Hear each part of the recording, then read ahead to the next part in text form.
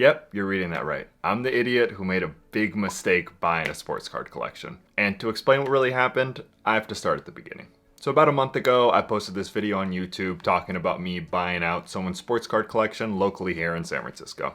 Great video. Definitely go check it out after this if you haven't watched it, but just a cool deal. Anyways, that's not really important. Someone saw that video and they actually sent me a DM on Instagram saying, hey, I have a collection as well. Like I saw that deal. I see that you're buying out collections. Would you potentially be interested in mine? It was kind of tough because it was such a big collection. He sent me some pictures of what was in it.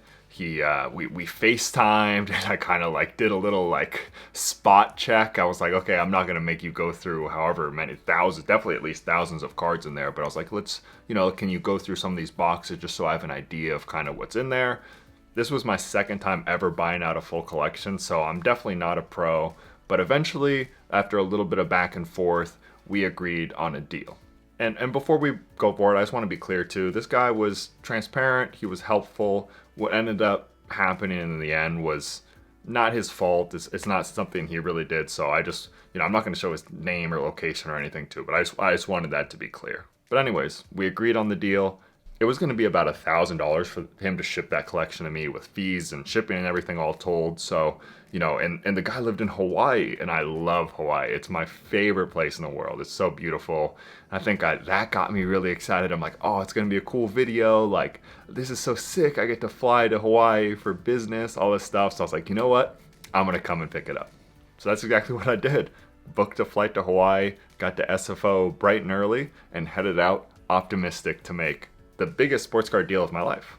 All right, so we're in the car now. I'm about to text the guy, head off. Ideally, we're not gonna get robbed and or murdered, but I'm optimistic, I'm excited. I've been really looking forward to seeing what's in this collection. Let's head over there now. It's just got done loading the truck finally. Here, I'll flip it over. Got it in the Jeep, but we are very, very full. I think I underestimated how much stuff I was going to be getting. Here, I'll even show you in the back. All I brought, well, you can't even see it, but I brought like one little checked bag. Look at that. That right there is all that's going to fit. I don't know what I'm going to do with the rest. So packed to the brim. You can't really see it, but it's a lot of stuff. It's a lot of stuff.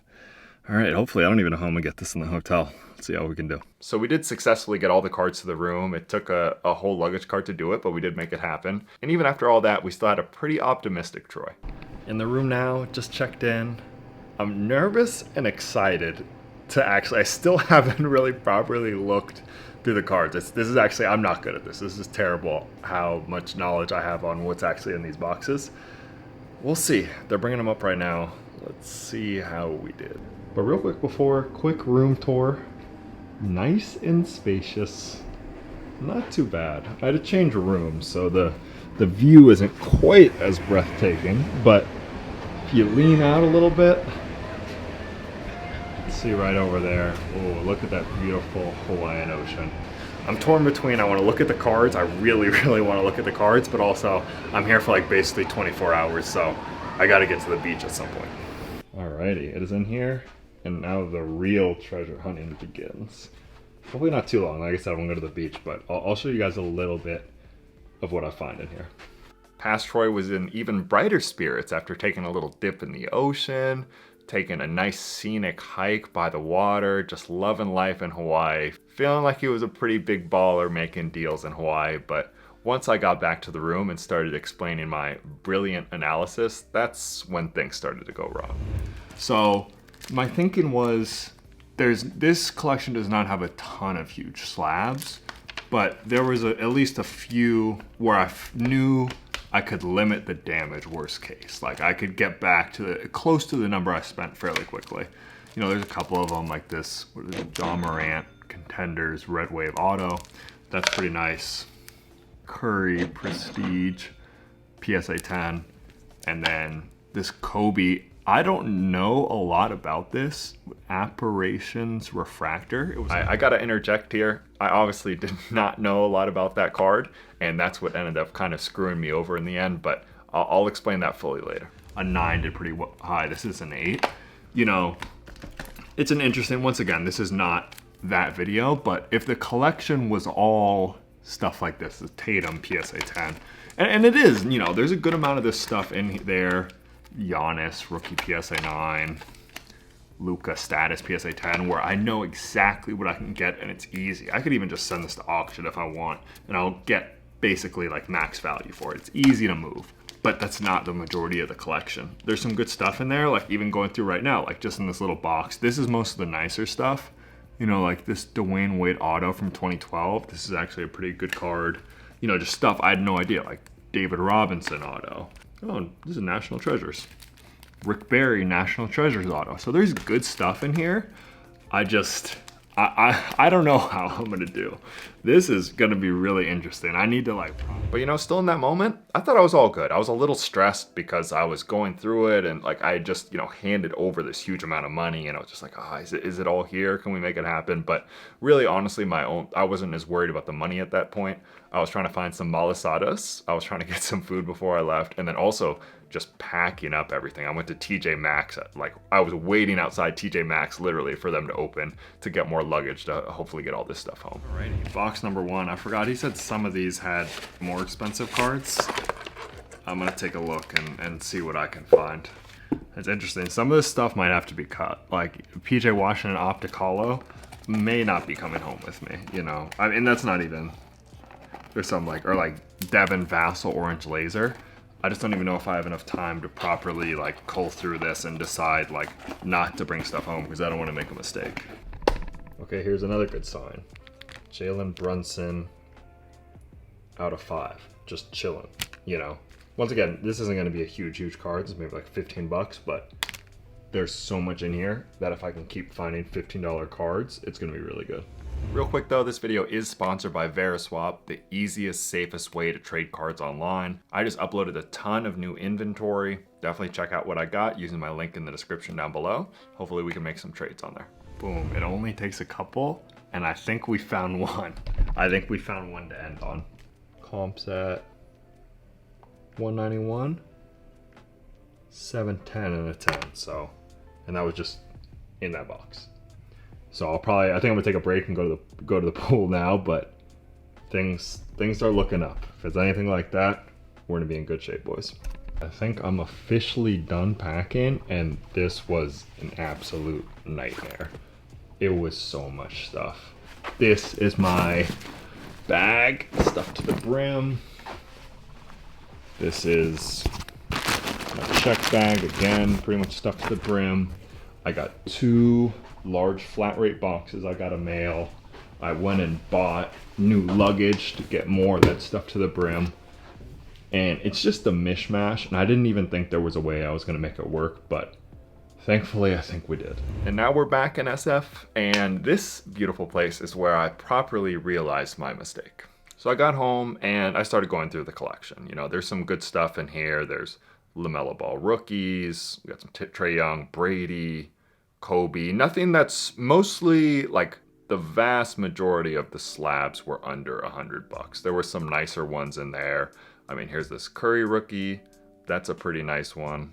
There's a Tatum in there. This Ja Morant Contenders Optic Red Wave. That was a pretty expensive card he threw in to kind of get the deal over the line. So like I said, nice guy. He was willing to work with me. There's this Deion Sanders. This one actually ended up being a pretty big card after Coach Prime really got some buzz about him, so that helped the deal a little bit. But all right, let me not, you know, I don't want to do the whole pickups video here. I'll play a couple more clips showing some of the raw cards. You know, there's good stuff in here, but I think people really underestimate how much work it is to process cheap cards like this. Like, it is a lot of work. And here, let me take you over to my spreadsheet actually. Let me show you how I actually look at these deals and what goes through my mind. So here's exactly what I do whenever I make a deal. If it's a smaller deal, I'll list out every card I'm buying here. And then, you know, I have the value, so that's basically how much it sells for on eBay. And on the right is what I kind of want to pay. And you can see right here, it's times 0.8, that's 80%. That is very strong. I don't think there's any dealers who buy at 80. And to be honest, I usually don't either. But, you know, with this collection, I was kind of thinking, I was like, all right, I know there's a ton of volume here. Let's see, like, if I can kind of get close to, not even breaking even. I was like, if I can get back most of my money at buying at 80%, of these slabs, then with the volume, I'm willing to put in the work, and I'll make that money on the cheaper cards. I'm willing to put in that work. It all added up to about 7.4K. And I was like, okay, at 80%, it's like 5.9K. So I was thinking, the final number we agreed on was 6.8K. I was like, okay, and with travel fees and everything, it was maybe not a full $8,000, but let's call it $8,000. Let's call it $8,000. I was like, okay, I know I can get $2,000 out of those. Geez, my math was really bad here. I don't know what I was thinking. Anyways, I guess somehow in my head I thought I would make $2,000 off the random other stuff that was in this lot. Well, no, to be fair, I guess I was just like, okay, I wasn't thinking about the travel expenses. I was like, okay, if I pay 6.8, I know I can get like 6K, and then the rest will be profit. It was a little optimistic. Once again, I think really what got the best of me in the end was my ego. I thought it would be so cool to go to Hawaii and make this big deal and all this stuff. But yeah, so anyways, that's my thinking. This is how I do deals. And this was even at 80%. The problem is the centerpiece of the deal was this Kobe Apparitions Refractor PSA 8 that you saw me mention earlier. And here it is. I'll play some clips too. It's refractor. He sent me the picture, and so I'm like, okay, this is worth around like $2,000. I was like, this alone will get me a good amount of my money back. The problem is it's not a refractor. And I only realized when I was listing it and I was looking at the comps, I was like, wait, what is it? Mine's not numbered. That's so weird. Why isn't mine numbered? And then I started looking at the card properly and moving it. I'm like, it's not a refractor. PSA mislabeled it. And I was just, oh man. I kind of wish I had recorded right when it happened, because I was devastated. I was like, man. Maybe not actual tears, but like I was like, I lost like $2,000. Like this card, not a refractor, is worth like $80. So I just didn't know what to do. And yeah, here we are today. So we won't turn this into a math class again, but if you change that to $80 right there, approximately what it's worth, really, like once again, talk to most dealers, you want to be paying around 70% to be profitable at this. The slabs I had were only worth, and the boxes and the expensive raw cards were only worth 3.8K. So with travel expenses and everything, I had a solid $4,000 to make up. To be fair though, there was a ton of extra value in there. Once again, the guy, like, first of all, he didn't know about this. I asked him about it. He said he submitted it himself. He didn't realize, he bought this card at his LCS for like $30, got it graded, and he said he didn't know. So I take him at his word on that. He welcomed me into his home. He was a nice guy, all that kind of stuff. So it's just an unfortunate circumstance. But yeah, that really, really took a chunk out of it. I was able to sell. I sold some like Pokemon boxes to one of my friends out here. That helped cut into it. But unfortunately, this probably is going to end up being a pretty big L for me. But yeah, hope you guys enjoyed the video. If you did, make sure to like and subscribe. Support. I need all the help I can get at this point. And we'll see you next time. Peace.